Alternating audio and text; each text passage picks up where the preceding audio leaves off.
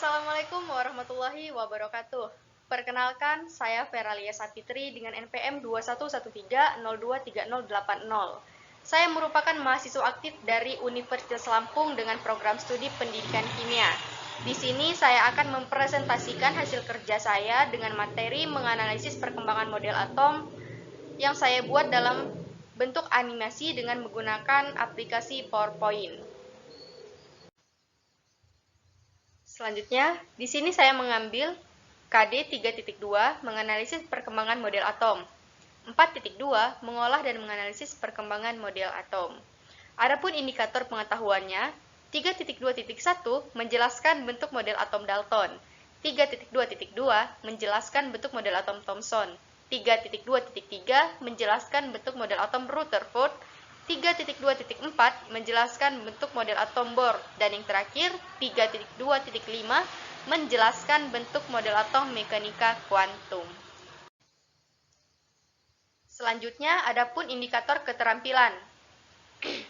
4.2.1 mengamati bentuk model atom Dalton. 4.2.2 menyimpulkan bentuk model atom Dalton. 4.2.3 mengamati bentuk model atom Thomson. 4.2.4 menyimpulkan bentuk model atom Thomson.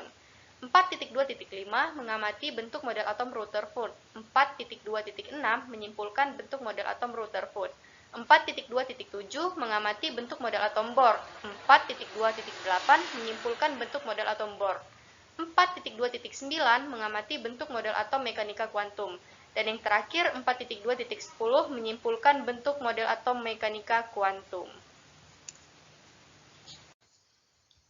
Kemudian, di sini ada peta konsep yang akan saya bahas, yaitu menganalisis perkembangan model atom dengan submateri. Yang pertama ada model atom Dalton, yang kedua ada model atom Thomson, yang ketiga ada model atom Rutherford, yang keempat ada model atom Bohr, dan yang terakhir ada model atom mekanika kuantum.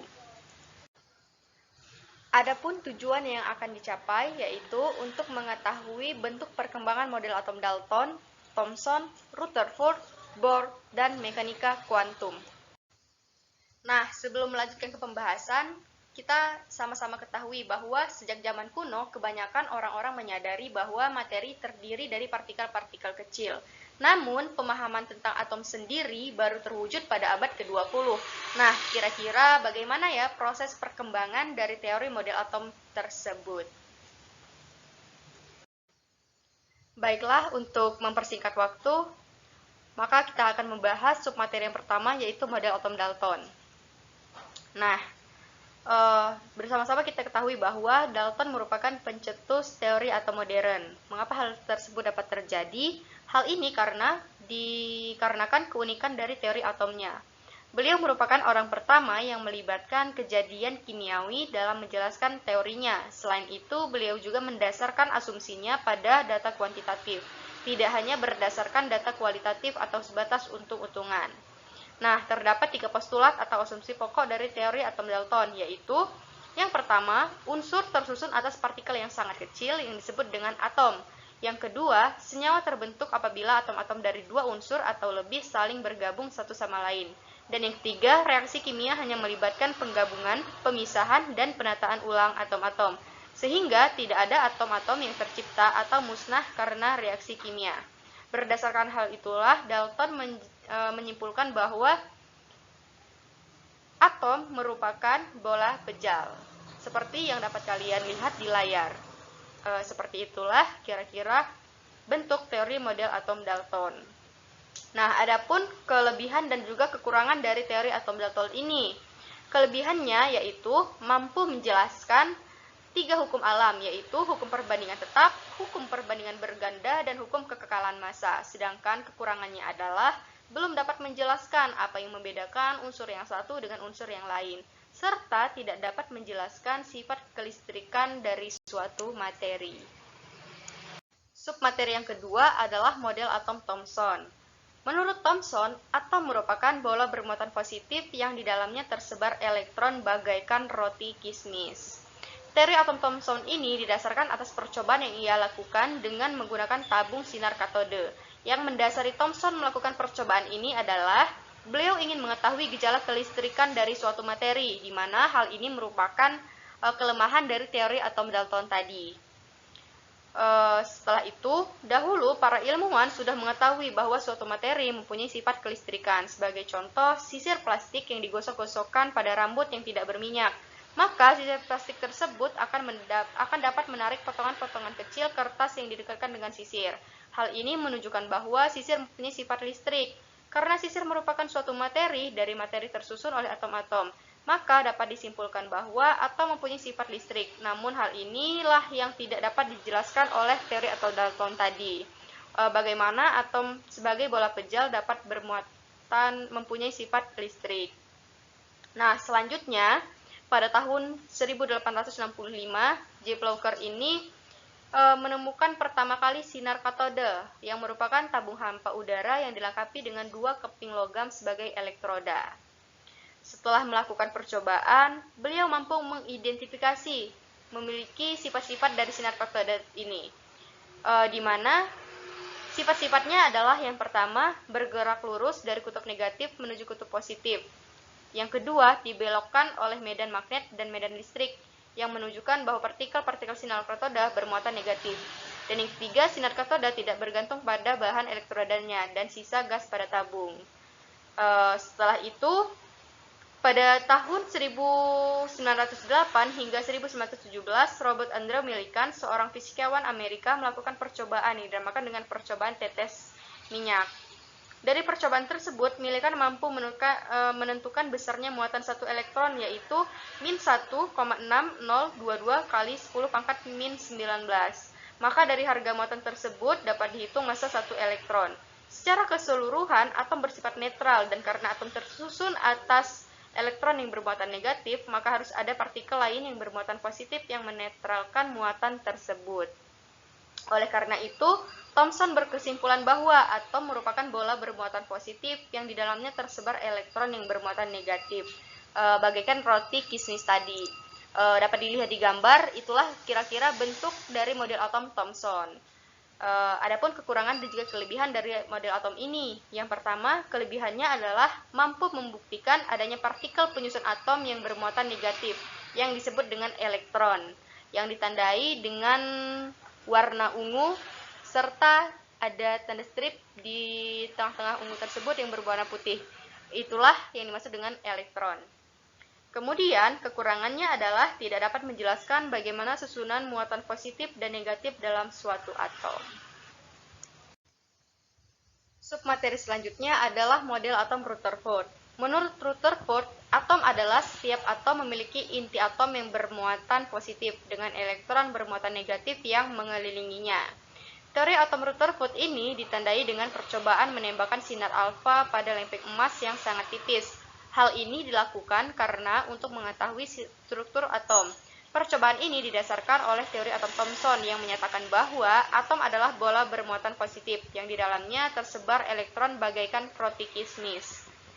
Nah, pada tahun 1910, Ernest Rutherford bersama dengan rekannya yaitu Hans Geiger dan mahasiswanya Ernest Marsden melakukan serangkaian percobaan dengan menggunakan lembaran emas yang sangat tipis dan logam lainnya sebagai sasaran untuk menembakkan partikel alfa yang berasal dari sumber radioaktif.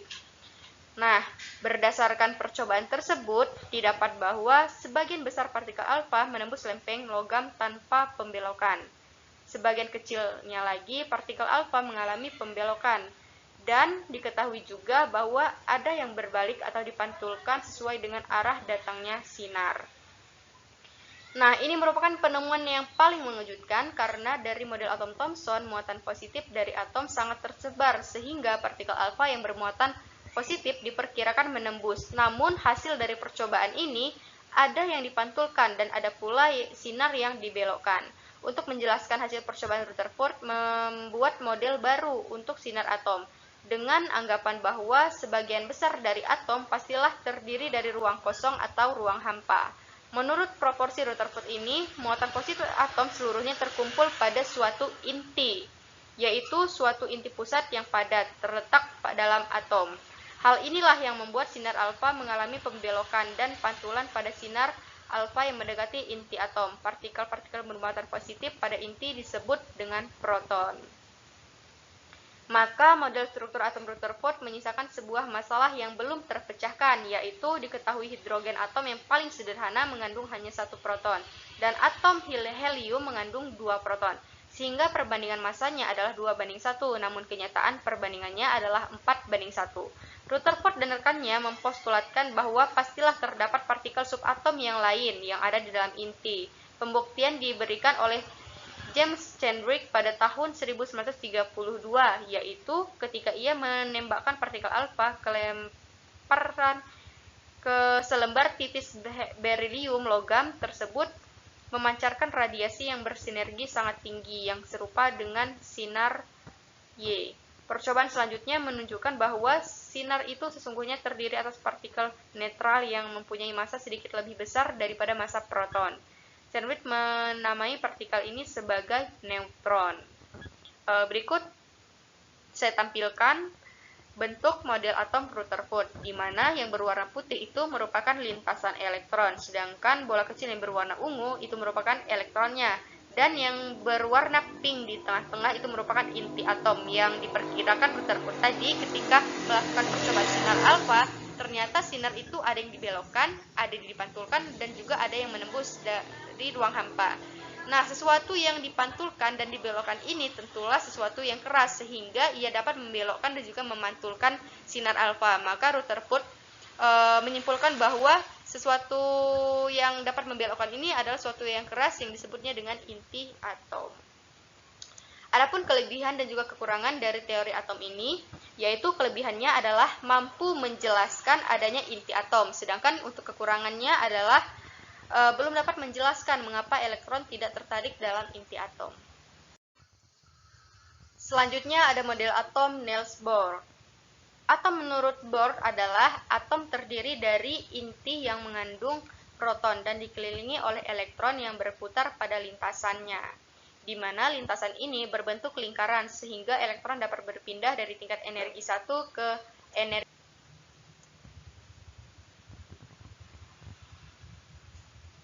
Model atom Bohr bertitik tolak dari model atom Rutherford dan teori kuantum Planck dan didasarkan atas postulat sebagai berikut. Elektron bergerak mengelilingi inti atom dalam lintasan atau orbit yang berbentuk lingkaran. Lintasan yang diizinkan adalah lintasan di mana momentum sudut elektron merupakan kelipatan dari H/2π atau H sama dengan ketetapan Planck. Lintasan ini disebut dengan lintasan kuantum. Karena momentum sudut elektron massa bergerak dengan kecepatan dalam lintasan dengan jari-jari R adalah mvr, maka M kali V kali R sama dengan N kali H per V per 2π, di mana N ini merupakan bilangan kuantum 1, 2, 3, dan seterusnya. Bila elektron bergerak dalam suatu lintasan kuantum, maka elektron tidak akan memancarkan energi. Elektron dalam lintasan ini adalah dalam keadaan yang stasioner. Bila elektron berpindah dari tingkat energi 1 ke energi yang lain yang lebih rendah dari energi 1, maka akan terjadi radiasi energi. Nah, dari teori atom Bohr ini dapat dihitung selisih energi jika elektron berpindah dari orbit 1 dengan orbit yang lain. Artinya, ketetapan Rydberg menurut teori atom Bohr ini adalah 109.737,3 cm pangkat min 1. Adapun kelebihan dan juga kekurangan model atom Bohr yaitu mampu menjelaskan fenomena spektrum atom hidrogen, sedangkan untuk kelemahannya adalah hanya berlaku untuk atom yang memiliki satu elektron H dan ion-ion yang mirip dengan hidrogen, yaitu helium dan litium.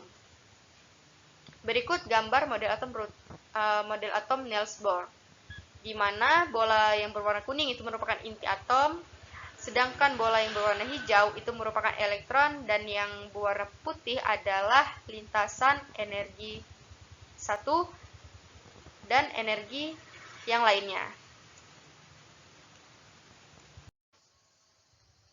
Selanjutnya ada model atom mekanika kuantum.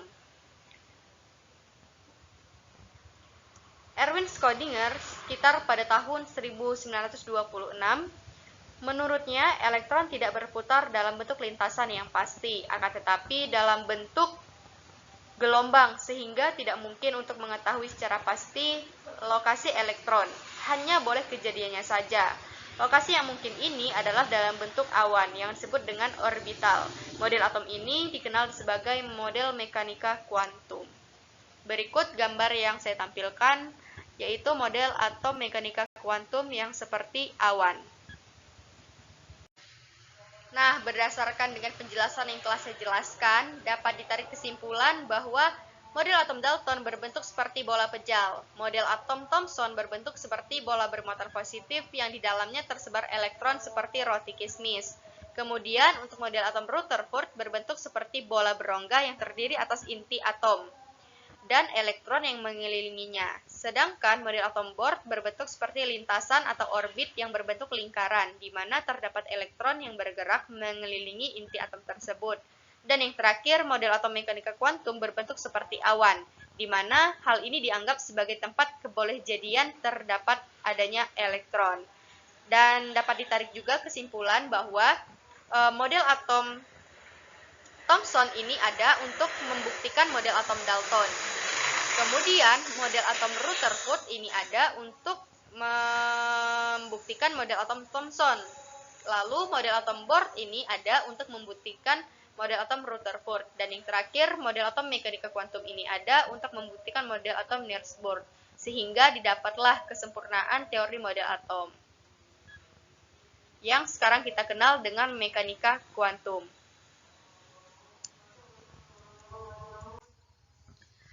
Mungkin itu saja yang dapat saya sampaikan. Mohon maaf apabila terdapat kesalahan dalam tutur kata, tata bahasa, dan juga penyampaian materi. Terima kasih atas perhatiannya. Saya ucapkan wassalamualaikum warahmatullahi wabarakatuh.